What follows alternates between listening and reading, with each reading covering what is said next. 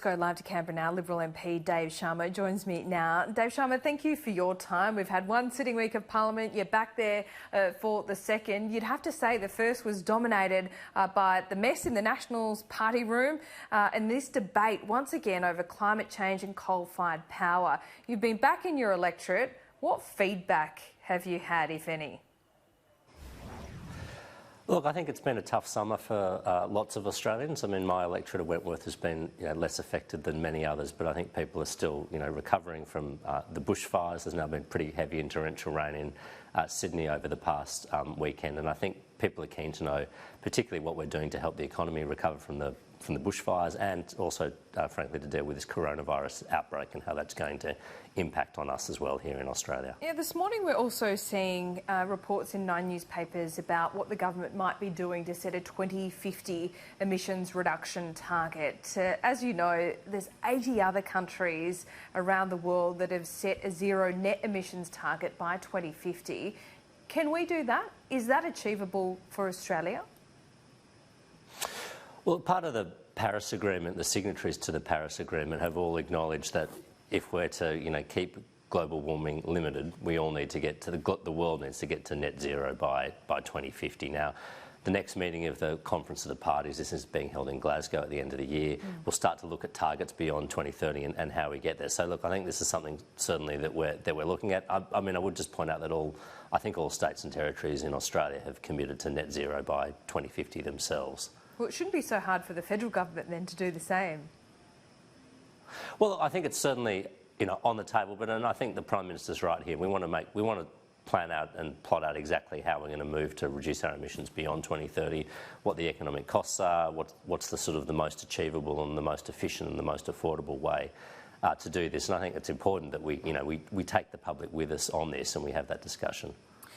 What's the best solution? I guess there are really different views within your party about where Australia needs to go on the energy system. We saw some Nationals MPs last week and even the wannabe leader of the Nationals, Barnaby Joyce, who ultimately failed in his bid, saying there needs to be more support for coal. Today we have Matt Canavan saying renewables are akin to the dole bludgers of the energy system.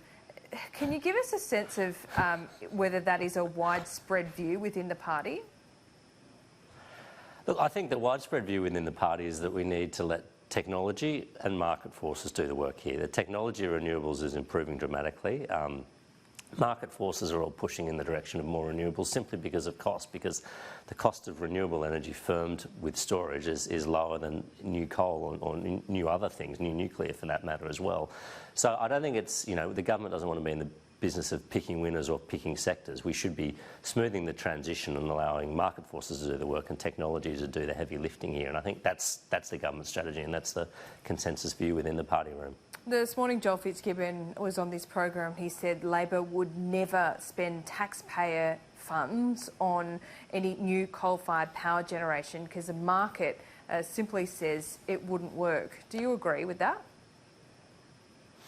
Yeah, I can't see us being in a position where the government is underwriting a new coal-fired power station. I mean, certainly there's a case to be made, and I support it for extending the life of existing coal-fired power assets. And if the private sector wants to come in and do this, well, this is a different proposition. But I don't think the government should be in a position of doing this. It's interesting. I mean, you've been a diplomat for many years. Other countries just don't grapple with this debate the way Australia is at the moment. And we have a different economic footprint when it comes to our national resources. But do you have a view on why it's so difficult? I mean, I was just in the UK for the election in December, and zero net emissions, banning electric cars, going green was just not a political issue. It was bipartisan right across the board for every party. Why isn't that achievable here?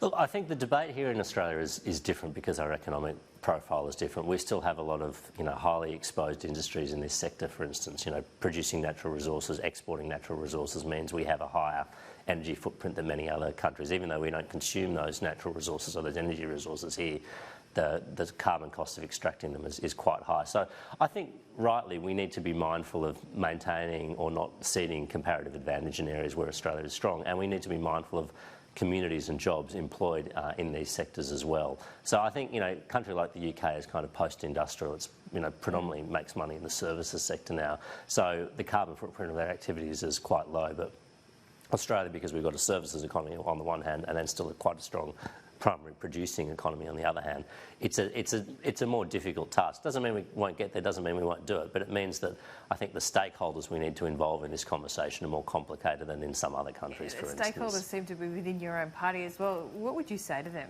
about the infighting, the debate over coal that we've seen in the last week? Well, look, I think I respect the right of any member of parliament to represent their views of their constituency. That's what they're here for. That's their job, and they're here to offer their perspective on how their community is likely to look at one thing or the other. So I don't, I'm not discouraged by this debate. I'm not discouraged by differences of views. This is what do you think you're the political afforded process is about. that same respect when it comes to representing the views of your constituents? Well, I think I certainly expect the same level of respect, and I certainly don't hesitate on putting forward the views of my electorate and my constituency as well. But I'm mindful, as I expect everyone else is, that I represent one part of Australia, other people represent other parts of Australia, and the only way we're going to get a good policy and a sustainable policy and a cohesive policy is if we all work together on this and respect those views and find a way that manages those views and acknowledges differences of opinion here, but finds a way for us to move ahead. And I really think that's the way we are moving on this, the government, the cabinet, the Prime Minister. You're very optimistic, Dave Sharma. Good luck with that. Appreciate your time. Thanks, Laura. Lovely to talk to you.